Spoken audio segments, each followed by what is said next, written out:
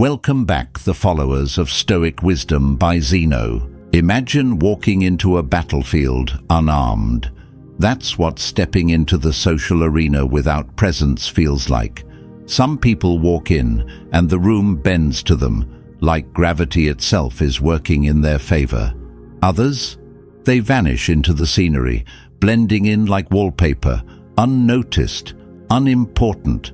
And let's be honest, nobody wants to be the human equivalent of background noise. But here's the uncomfortable truth. Respect isn't given, it's taken. Social status isn't about luck or charm or some secret code only a few people know. It's built habit by habit, decision by decision, moment by moment. Your ability to command attention isn't about being the loudest person in the room. It's about walking in like you own the air people breathe. It's the difference between a lion stepping into the jungle and a stray cat wandering into a back alley. One gets noticed, one gets ignored. And the only thing separating the two? Mindset, behavior, and execution. Most people sleepwalk through social interactions. They follow the script, nod at the right times, laugh when expected, and hope, just hope, that someone, somewhere, will find them interesting. But hope is for the weak. Influence belongs to those who take it.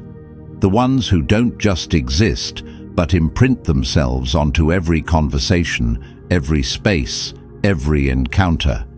If you think social status is just for celebrities, CEOs, or the naturally gifted, you're wrong. It's not about being born with it.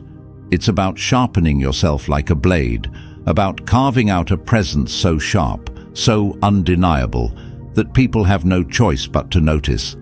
It's about knowing what to say, how to say it, and when to shut up and let silence do the work for you. The habits I'm about to break down aren't for the faint-hearted. Some of them will challenge you. Some might make you uncomfortable. And a few will completely flip what you thought you knew about social dynamics on its head. But that's the price of elevation. If you want to stop blending in and start standing out, listen closely, because the difference between influence and irrelevance is just a few choices away. Before we dive in, make sure to hit that like button and subscribe. Not for me, but for yourself, because what you're about to learn isn't just social advice, it's social artillery. And trust me, in a world where status shapes opportunity, you don't want to show up unarmed, want to stand out and level up your social game. By applying these simple but powerful habits, you can transform the way you connect with people and raise your social status without pretending to be someone you're not. Whether it's telling a memorable story, laughing authentically, or owning your mistakes, these small changes can make a huge impact on how people perceive you. As you become more confident, more real, and more intentional in your interactions, you'll find yourself commanding respect and attention effortlessly. These techniques don't just help you gain respect. They help you build deeper, more meaningful connections. You'll shine differently when you're genuine, and that kind of authenticity is magnetic. Instead of blending into the background, you'll become the person others remember and want to be around. It's not about playing games or trying to be perfect. It's about showing up as your true self and owning who you are. Ready to make that shift? Start practicing one of these habits today and watch how your relationships and confidence grow. You've got this. Let's get into it. 1. If you can't tell a good story, you'll be forgotten. Imagine you walk into a room full of strangers. You have exactly one chance to make an impression. You could list off your achievements, recite your job title, or throw out some generic small talk. But in the end, nobody remembers facts. Nobody remembers titles. They remember how you made them feel. And nothing makes people feel more connected to you than a great story. Storytelling isn't just entertainment, it's survival. Since the beginning of time, stories have shaped how we connect, how we learn, and how we remember. Long before people had books, before they could even write, they passed down wisdom through stories. The best storytellers weren't just entertaining. They were the leaders, the ones people listened to, the ones people followed. Now ask yourself this. When you speak, do people lean in, or do they check their phone? Do they remember what you said, or do your words vanish into thin air? If you're not telling stories, you're forgettable. And if you're forgettable, you don't matter in the room. Harsh? Maybe. But true. Most people are terrible at storytelling. They ramble, they dump information without emotion, or worse, they hesitate, afraid their story isn't interesting enough. But let me tell you a secret. It's never about the story itself. It's about how you tell it. I once met a guy at a party who had just returned from a 6-month trip around the world. Sounds interesting, right? Except when he talked about it, it was the most boring thing I'd ever heard. Yeah, I went to Thailand. It was cool. Then I went to Italy, ate a lot of pasta. That's not a story. That's an itinerary. And nobody cares about an itinerary. Then there's my friend Dave.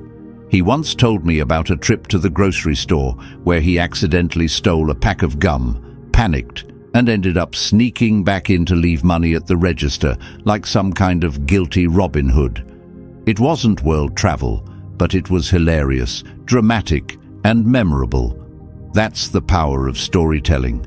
It's not about what happens. It's about how you make people feel when you tell it. So how do you tell a good story? First, emotion.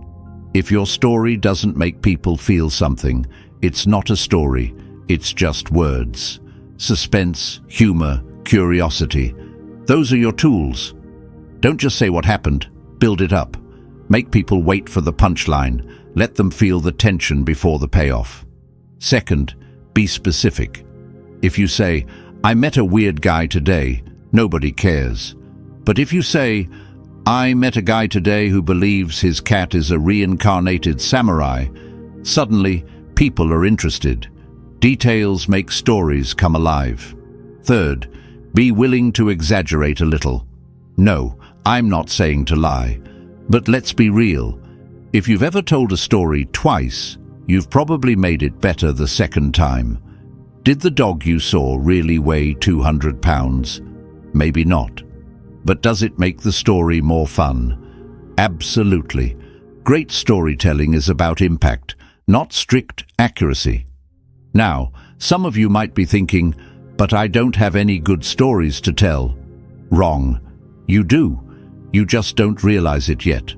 The most interesting people aren't the ones who have climbed Mount Everest. They're the ones who can make a trip to the post office sound like an adventure. Your life is full of moments, awkward ones, funny ones, surprising ones. Start paying attention. Try this. Think of something that happened to you recently. Maybe you burned dinner. Maybe you got stuck in traffic. Maybe you had a weird conversation with your neighbor. Now, instead of just stating what happened, tell it like a story. Build suspense. Add a twist. End with a punchline. When you become a great storyteller, people will want to sit next to you at dinner. They'll introduce you to others with, "You have to hear this story they told me." You won't have to fight for attention. People will want to hear from you. Because here's the truth. Those who tell the best stories control the room. They build connections faster.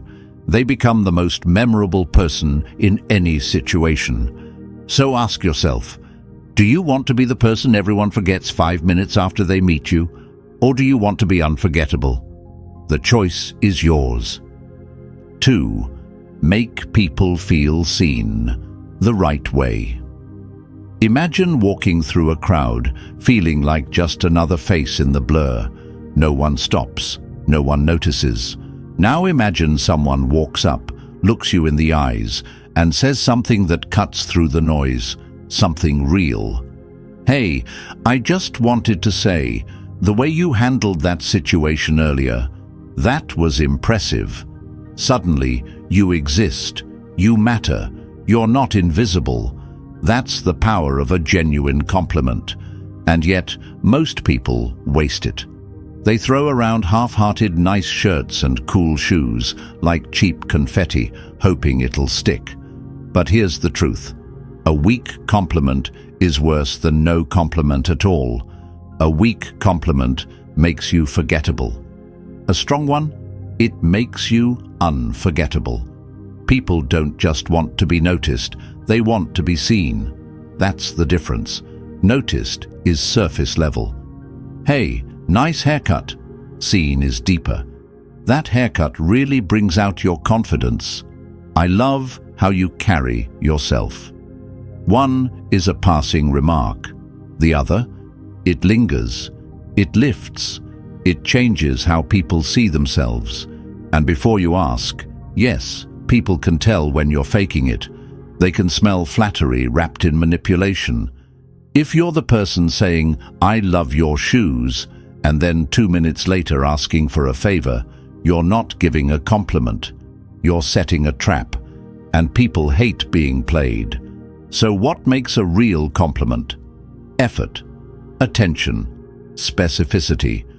When you truly see someone, you notice things that others miss.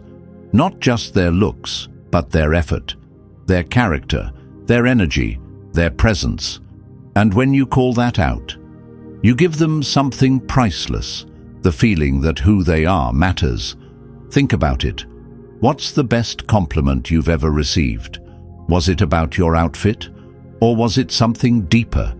Maybe someone told you that your advice changed their perspective, or that the way you handle pressure is inspiring. Those aren't just words. Those are affirmations. Those are the moments that stick. A few years ago, I worked with someone named Sarah. She wasn't the loudest or most outgoing person in the office, but she had a rare skill. She wrote emails that were so well structured and clear, they almost felt like poetry.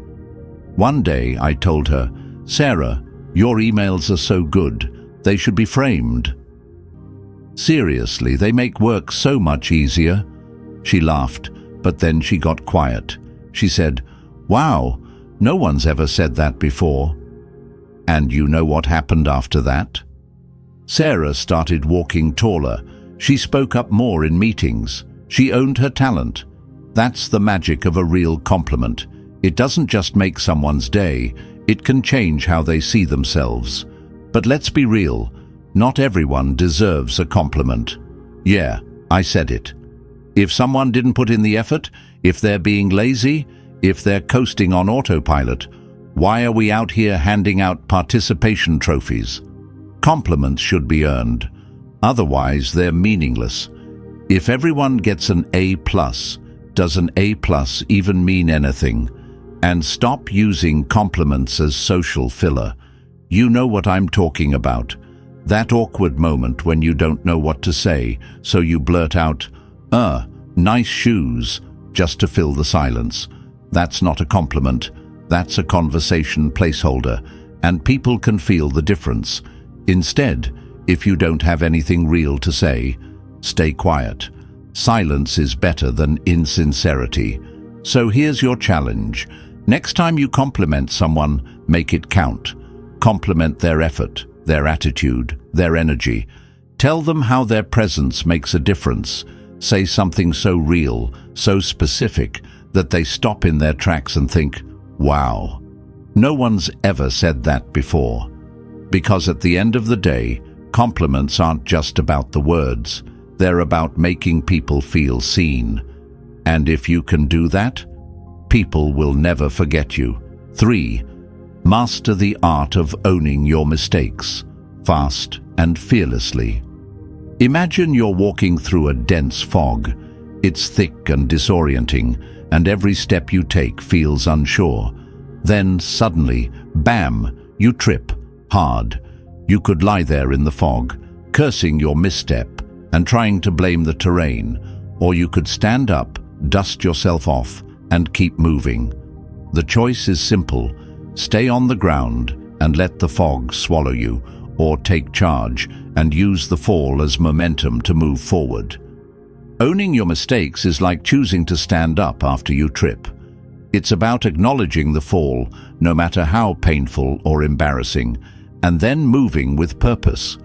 But here's the thing: most people get stuck in the fog. They don't own up to their errors because they fear what others will think, or they think they can outrun the consequences. But no matter how fast you run, the mistake will catch up with you, and when it does, it's going to drag you down if you don't face it head on. This is why owning your mistakes and owning them quickly is not just important, it's essential. It's what separates the leaders from the followers, the respected from the overlooked. Because in life, mistakes are inevitable. You can't avoid them. The world doesn't hand out perfect passes to anyone. So, what really matters is how you respond when you slip. The faster you own up, the faster you turn a moment of weakness into a point of strength. You know what separates those who build lasting trust from those who fade into mediocrity? It's the ability to be honest in the face of failure. Owning your mistake doesn't just clear the air, it allows you to reshape the narrative. When you step up and say, "I messed up," you take control. You show that you're not afraid to expose your vulnerability. And vulnerability, believe it or not, is one of the most powerful tools for building trust. Think of it this way: if you're constantly covering up your mistakes, you're stacking bricks on a shaky foundation. One day, the pressure will crack that wall, and all of those perfect images you've been projecting will come crashing down.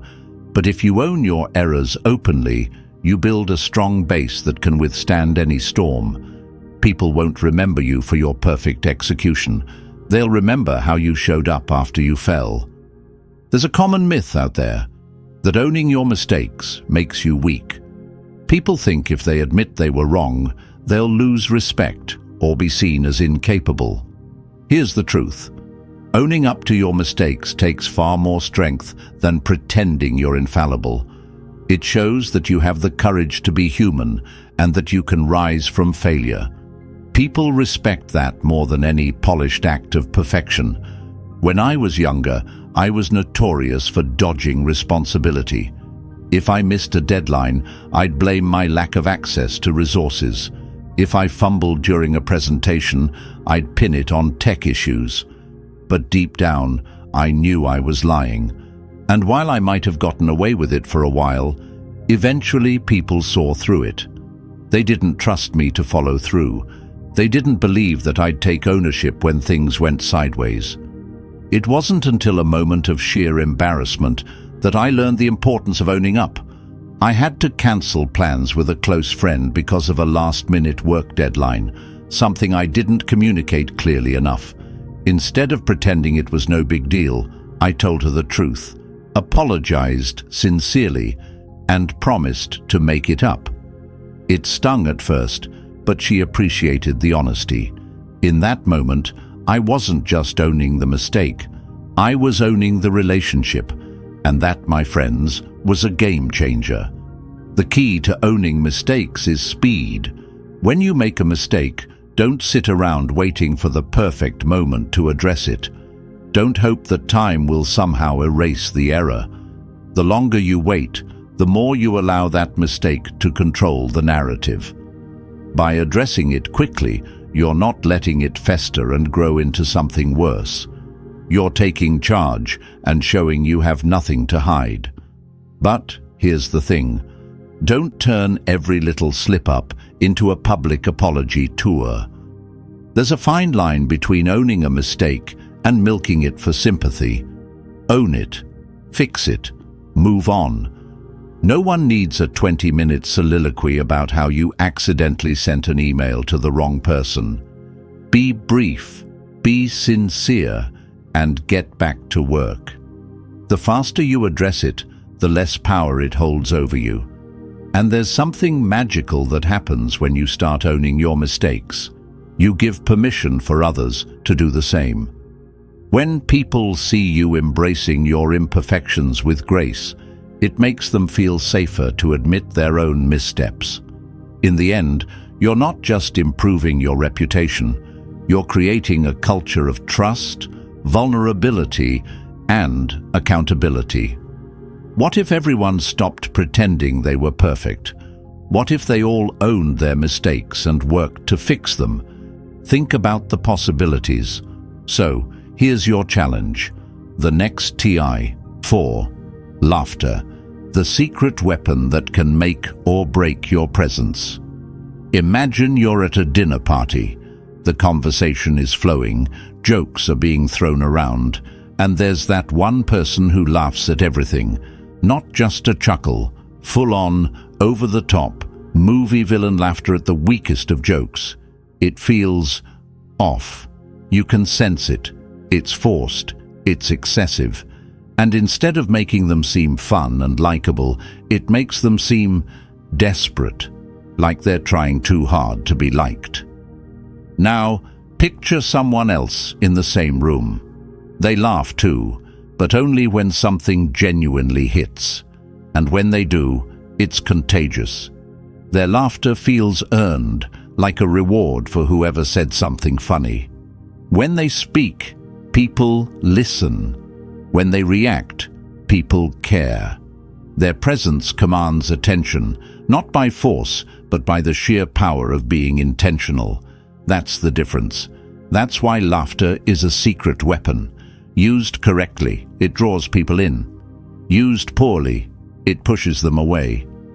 If you've ever wondered why some people have a magnetic presence while others fade into the background, this is a big reason. Laughter isn't just noise, it's a signal. It tells people who you are, what you value, and whether you're confident enough to be real. But let's get real for a second. Why do some people overdo it? Maybe you've been there. Maybe you've been in a conversation where you felt like you had to laugh just to keep things smooth. Maybe you've laughed at a bad joke because silence felt awkward. Maybe you've used laughter as a shield, hoping it would make you seem fun, agreeable, or easygoing. Here's the truth. Forced laughter isn't charming, it's exhausting, and people can sense when it's fake. I learned this the hard way. Back in college, I had a massive crush on someone. Every time they made a joke, even a bad one, I'd laugh like it was the funniest thing I'd ever heard. At first, I thought it was working. They kept talking to me, kept making jokes. But over time, I realized something. They weren't interested in me. They were just using me as a personal laugh track. I wasn't someone they respected. I was just someone who fed their ego. That was a wake-up call. It made me realize that laughing at everything didn't make me more likable. It made me forgettable, disposable, like background noise. But let's flip the script. What happens when you laugh only when you actually mean it? You become someone people pay attention to. Your reactions carry weight. When you laugh, people feel like they've actually earned it. And when you don't, your silence speaks louder than fake chuckles ever could. Here's something controversial. Sometimes not laughing is the most powerful move you can make. There's a moment that stands out in my mind. I was in a meeting where someone made a joke at a co-worker's expense. It wasn't funny, it was cruel. The room filled with nervous laughter, but I didn't laugh. I just sat there, expressionless. Later, that co-worker came up to me and said, "No, thanks for not laughing. That meant a lot." That's when I realized laughter isn't just about humor, it's about alignment. What you choose to laugh at tells people what you stand for. If you laugh at every bad joke, every rude comment, every little thing just to keep the peace, you're sending a message, whether you mean to or not. So how do you strike the balance? How do you laugh in a way that makes you more respected, not less? Simple. Ask yourself one question in every conversation. Do I actually find this funny? If the answer is yes, then laugh. Fully, freely, like you mean it. A real laugh is worth 1,000 fake ones. But if the answer is no, pause. Hold back. Let yourself sit in the silence. It might feel uncomfortable at first, but trust me, people will notice. And they'll respect you for it. Because here's the deeper truth. Real confidence isn't about being agreeable. It's about being authentic. And authenticity means only laughing when you truly want to. Laughter is powerful. It can make people feel safe, valued, and understood. But when it's forced, it does the opposite. So don't use it as a tool to fit in. Use it as a way to show the world exactly who you are. And one last thing, if you're ever unsure of where to start, just laugh at yourself. Because at the end of the day, life is way too short to be taken too seriously. Just don't overdo it. Unless, of course, you're watching cat videos. Then go nuts. The power of names. You can't afford to forget them. Imagine you're walking through a crowded street. People are all around, each one with their own unique stories, backgrounds, and personalities. Yet, among the sea of faces, there's one person whose name you know. Just one. And when you call out their name, they turn, their eyes light up, and they smile. In that moment, it's like the noise of the world fades away, and a little connection is made. It's that powerful, that simple. It's the power of knowing and using someone's name. Names are more than just words. They are the keys to relationships, respect, and even your own influence. And if you're not putting in the effort to remember and use them, you're leaving an invaluable tool on the table. The real question is, why are you still doing that? Let's face it, most people can't be bothered to learn names, let alone use them. It's an inconvenient truth, but it's true. A lot of us live in a world where names are just that, names. We hear them, we forget them, and we move on. But here's where you have to change your thinking. A name is a thread that ties a person to their identity. It's a reminder that they matter, that they exist in the vast expanse of humanity. When you forget someone's name, it's like you've erased a part of their being. And we're talking about people you want to connect with, right?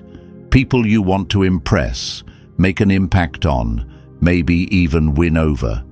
Then you can't afford to make this mistake. Don't just take my word for it.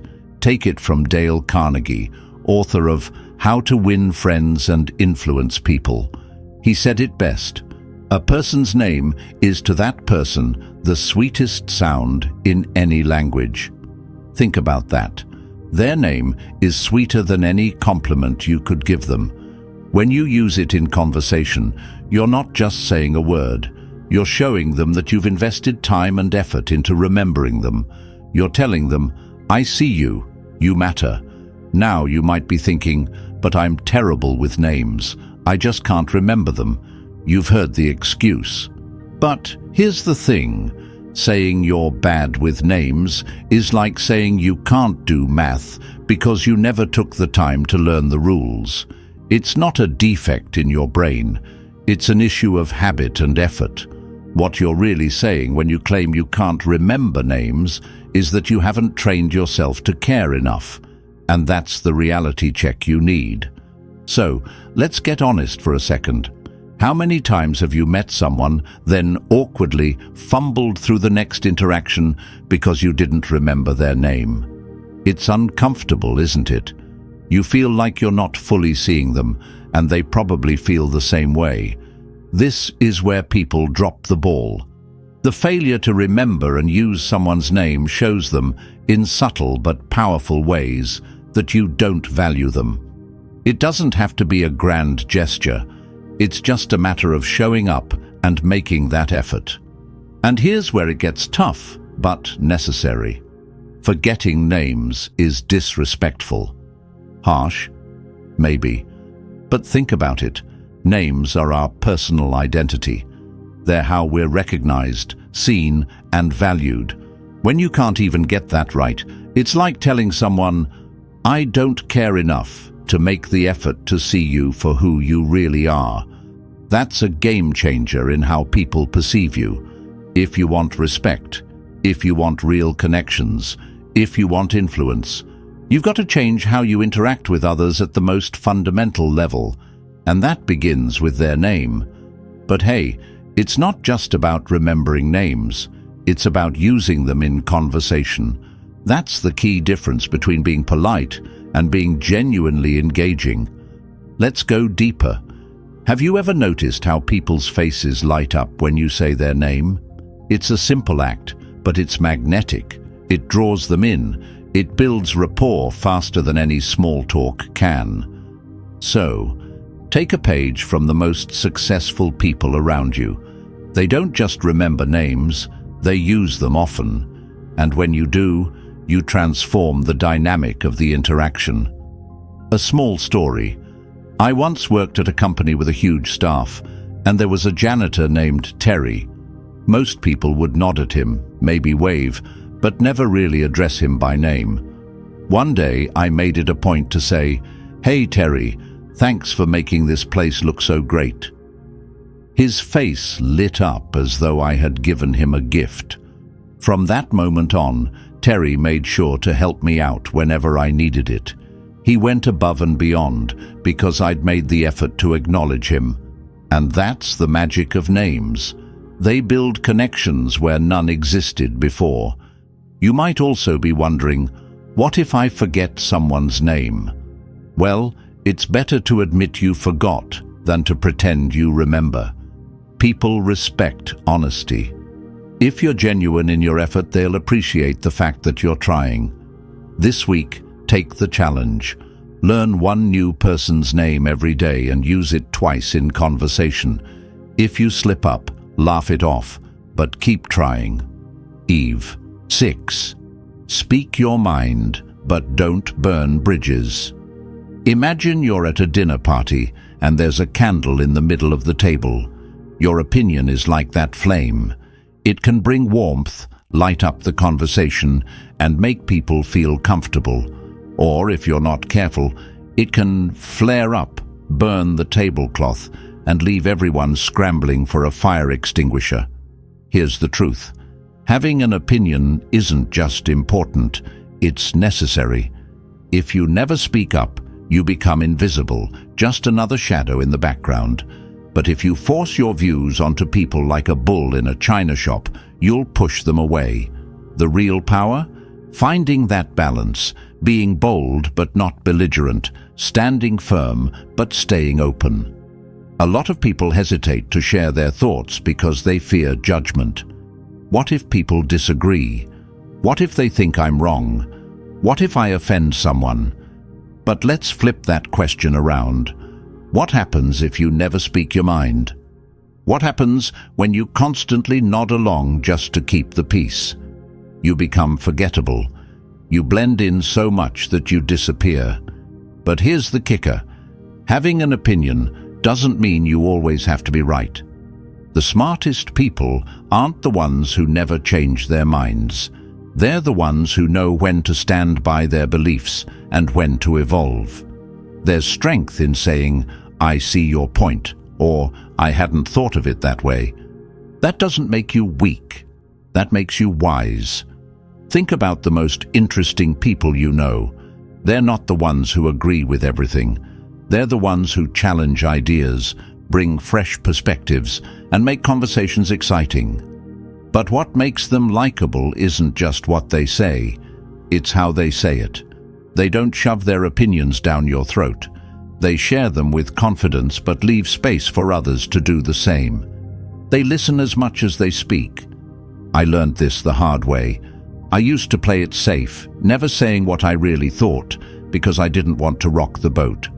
Someone would ask my favorite movie and I'd say, "Oh, I like a lot of movies." And just like that, the conversation moved on without me. But one day, someone mentioned The Princess Bride, and I couldn't help myself. I jumped in. "That's my all-time favorite movie," I said, "and here's why." Suddenly we were debating, sharing favorite scenes, laughing, and just like that, I was part of the conversation, not just a spectator. That's the power of having an opinion. It makes you real. It makes you stand out. But the secret ingredient? Delivery. If I had said, "What? You don't love The Princess Bride? You have terrible taste," that conversation would have ended before it began. Instead, I shared my excitement in a way that invited others in, not shut them down. So, what's the right way to share your thoughts? First, know your stuff. If you're going to have an opinion, make sure it's informed. No one respects someone who just throws out ideas without thinking. Second, pick your battles. Not every disagreement is worth your energy. Some things are fun to debate, but others, not worth the stress. And third, be curious. Ask people why they see things differently. That turns a potential argument into a real conversation. And let's talk about disagreements, because they will happen. You will meet people who think differently, who challenge your views, who make you question what you believe. That's a good thing. If everyone around you agrees with you all the time, you're not growing, you're just living in an echo chamber. But disagreement doesn't have to mean conflict. You can say, "That's interesting. I never thought about it that way." You can challenge ideas without attacking people. And sometimes, the best move? Letting it go. Not every opinion needs to be shared, and not every argument needs to be won. So here's your challenge. The next time you have an opinion, share it. Whether it's about a movie, a book, or something bigger, say what you think. But do it in a way that adds to the conversation, not shuts it down. And if someone disagrees, listen. Ask questions. See it as an opportunity to learn, not a battle to win. Because in the end, your opinions are part of what make you, you. But how you share them, that's what makes people respect you. At the end of the day, social status isn't about being flashy or trying too hard. It's about how you make people feel. Small habits like telling great stories, using names, and owning mistakes can make a huge difference. When you show up with confidence, authenticity, and respect, people will naturally be drawn to you. Now, I want to hear from you. Which habit are you going to try first? Drop a comment below. And if you found this helpful, hit that like button, subscribe for more, and share this with a friend who needs a social upgrade. See you next time.